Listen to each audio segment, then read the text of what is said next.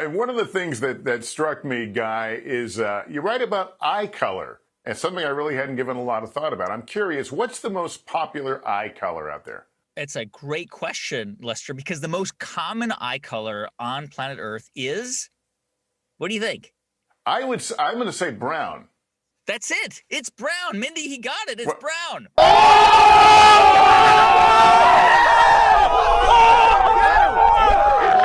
Okay, well, I would say, first of all, I was a very curious kid, but I don't think that I considered my curiosity to have much to do with science. The way I feel like I learned science in school was very textbook and academic, and it wasn't taught to me in a very fun way. So through Wow in the World and through this book and our future books, I really want to make science fun and interesting for the kids who think that they don't like science. Because every time I hear a kid say, "Oh, science," it's not for me. A little part of me cries inside because it is so fascinating to know how much scientists and kids think alike. Well, Grace, that is a great question, and a question that we also wondered when we were writing this book. I mean, first of all, why is the belly button even called a belly button? When you press on it, nothing happens. But what we found is that the belly button is really just a scar. Long live the king.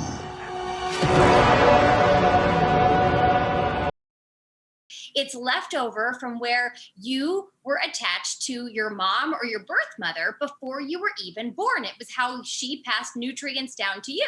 When you were born, you didn't need that umbilical cord anymore. It was cut off, and what's left is your belly button. It's really just a scar, and the innie versus outie thing is just how your belly button healed. Yeah.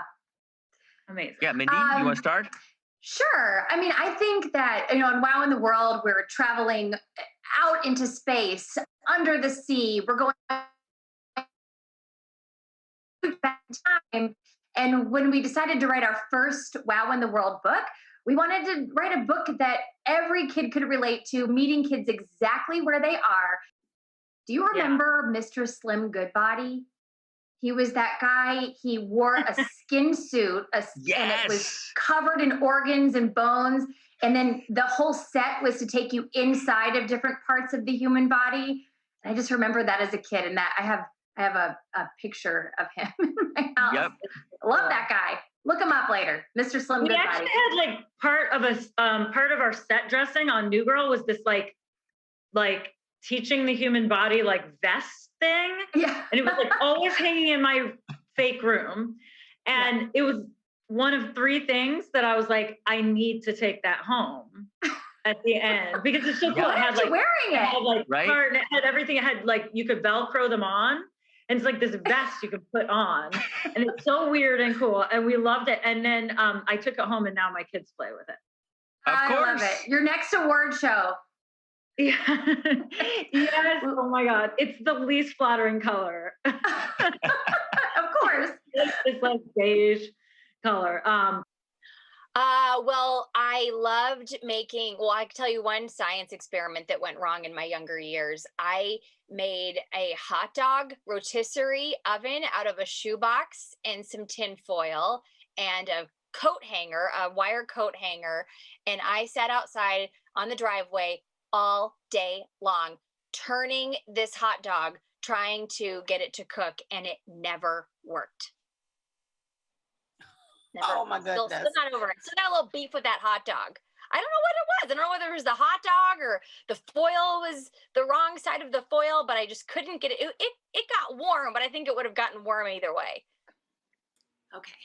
So I, for the longest time, have had this vision of a book, and I wasn't sure what kind of book it would be, that had a full 2-page spread of vomit. You just turn the page and there is vomit. There's no margin, just vomit covering the whole page.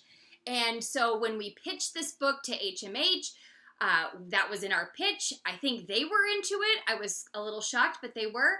And so we spent basically the duration of writing this book, we were searching everywhere for a high resolution photograph of vomit. We were looking for stock photos, and then, we thought we could just make it, we could fake it, and I thought it's got to look real. And then the more we were searching for pictures and finding vomit photos, I started to feel queasy myself, and I've got a high threshold when it comes to disgusting things. And I thought, if I'm starting to feel queasy and uncomfortable looking at all of this throw up, then maybe it would be a little triggering for some readers to open up the book and have no warning, and then there's this vomit spread. So ultimately, our vomit pages did not make the book.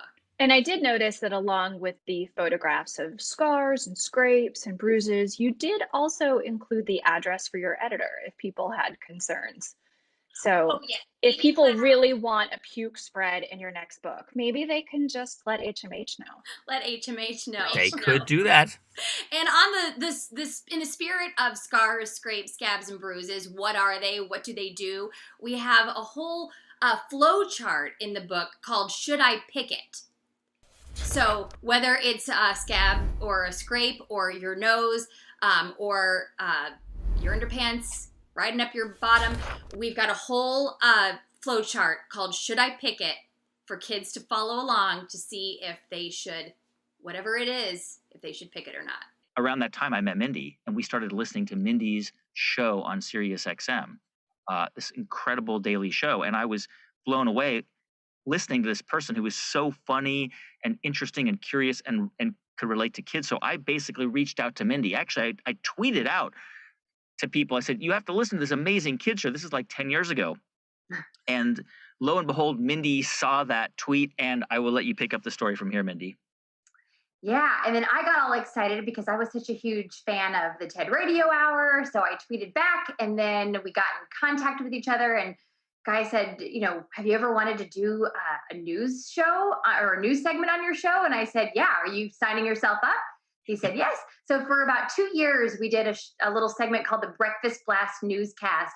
And it was set up to be a news show, but we realized that all of the stories of hope and progress and just really cool things were happening in the world of science. So that kind of started morphing into this science show. And then, in editing it, we would add some humor and make it funny and start adding some sound effects. So that was sort of like the little seed of Wow in the World.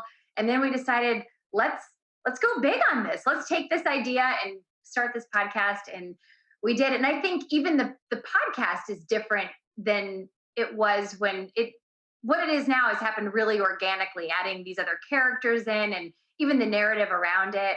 And I know when I was a kid, I wasn't super into science because it was only presented to me in a really academic way. So I think in all that we do, we want to frame it in storytelling. And so whether it's this book or at the shows that we do, we try to create this interesting narrative around these amazing science stories and highlight these scientists that might not look like what people think of when they think of scientists. And yeah.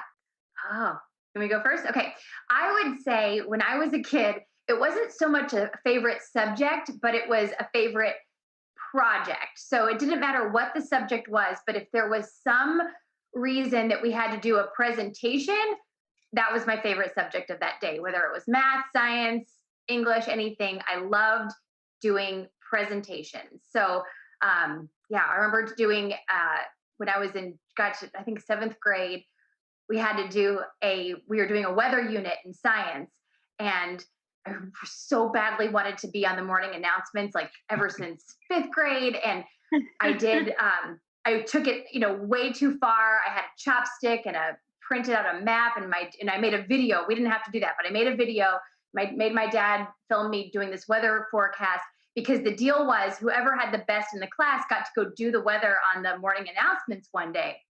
So I did the best one, and I started doing the morning announcements, and I never left.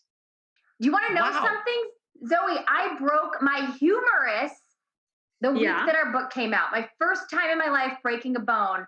I don't have my sling on right now. It's just kind of hanging here. How did you break it? I tripped over a puppy gate. Nothing exciting.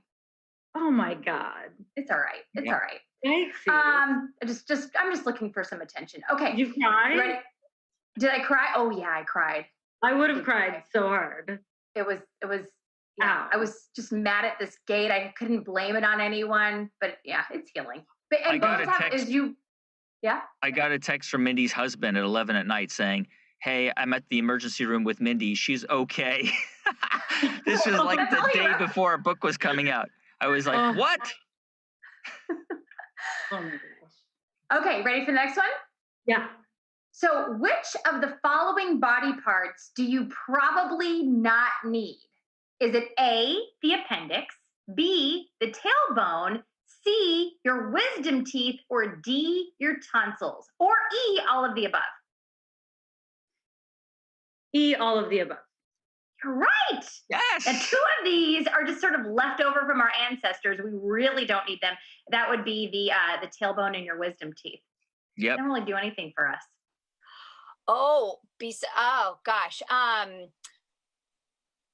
Okay. The craziest thing besides poop on the podcast.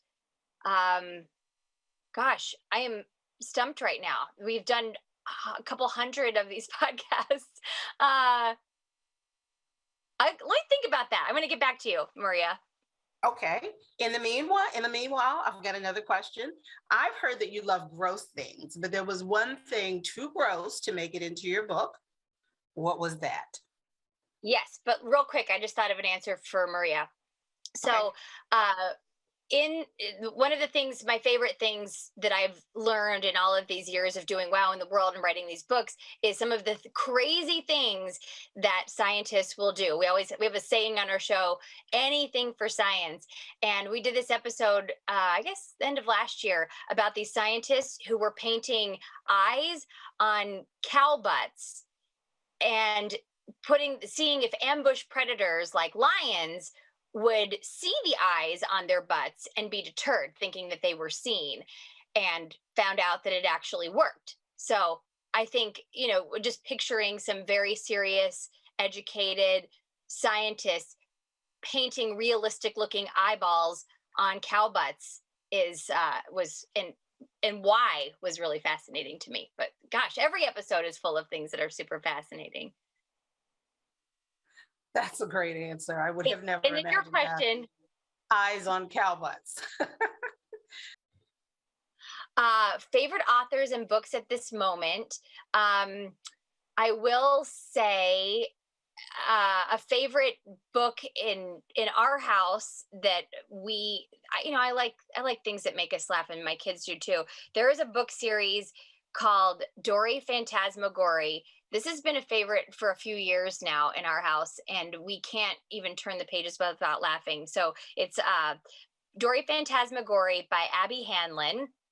And it's about this first grader in school, and lives with her family. She's kind of misunderstood by her siblings, and she has an imaginary friend, and just the way that Abby Hanlon is able to describe these first graders in a way that is so hilarious but also so realistic just makes us laugh. And I feel like those books my kids still like them, and they liked them also 3 or 4 years ago. So the humor in them stands the test of time. So that one off the top of my head, I would say Dory Phantasmagory, the series by Abby Hanlon.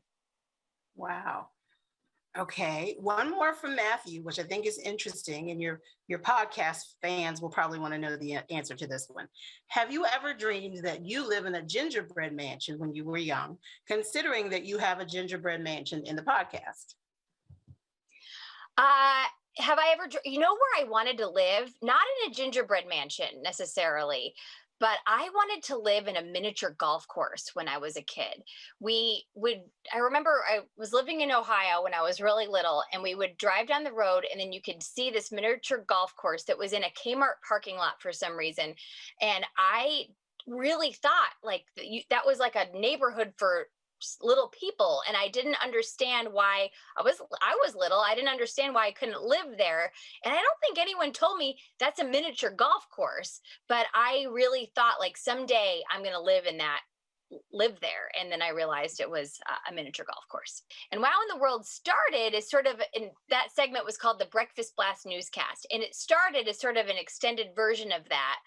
And then these characters and this world started to build around us.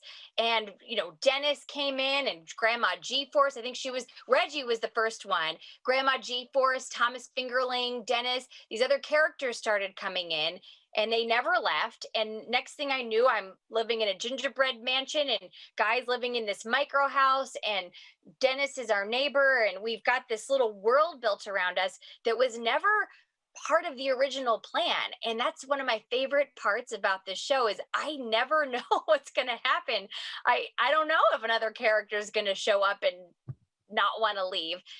Even though we write this show, it feels strangely out of our control. And so I think every time I go and write a script, even if sometimes I have a whole outline and then it veers off and goes a whole other way. I remember when Dennis first showed up, I was stressed out because we didn't have anyone to voice Dennis. And I was like, oh, what am I going to do with this character? The clock is ticking. I can't deal with this. And now I look back and laugh because that's so like Dennis to just show up and when I don't have time for him and then not leave. But we love Dennis now. Anyway. Long answer. So that makes me curious. Are any of these characters that you just mentioned based on someone in your real life? I don't know. I mean, probably a mix of lots of characters. No one specific from our real life. I think Grandma G-Force is probably the grandma that I imagine myself to maybe be. No, I don't know. Not necessarily, but I think we meet all of these people in our lives. And they stick with us for better or worse. And so I think all of these characters, I think they kind of introduced themselves to us. None of them were like sitting down thinking, okay, we need a character like this. They showed us who they were and they stuck around. That's cool. Are there any particular scientists that you look up to? Oh, yeah. I mean, gosh, I remember one of my greatest moments in my whole career was when I got to interview Sally Ride, who was the first woman in space. And I remember asking her, like, is it something that you think about every day? And she just got this starry look in her eyes. And she said, every day, every night I look up at the moon. And, she knows that she was in space. And that was just a wonderful moment. I'm so glad that I got to meet her. And now I'm being introduced to new scientists every week as we're writing this show. Oh, yeah. I think I would really like to, Reggie, first of all. Reggie is, he's sort of like the only one on our show that consistently does the right thing and behaves the way he should. So Reggie, he's a giant pigeon that we fly around on. That would be amazing. But I think Grandma G-Force, just getting to hang out with her for a day and watch her eat hot peppers or do her wrestling matches or something.